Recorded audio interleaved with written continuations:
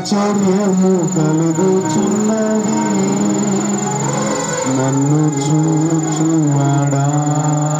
చెప్పాలంటే మాటలు నిత్యం కాచువాడా. బిగ్గరగా స్వరం. నన్ను చూచువాడా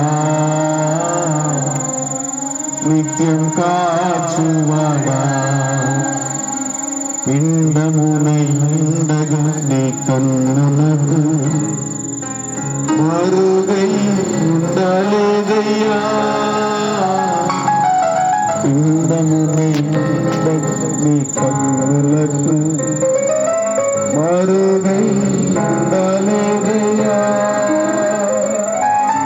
విచిత్రముగా నిలబెట్టితివే ఆశ్చర్యము కలుగుచున్నది. అవును ప్రభువా,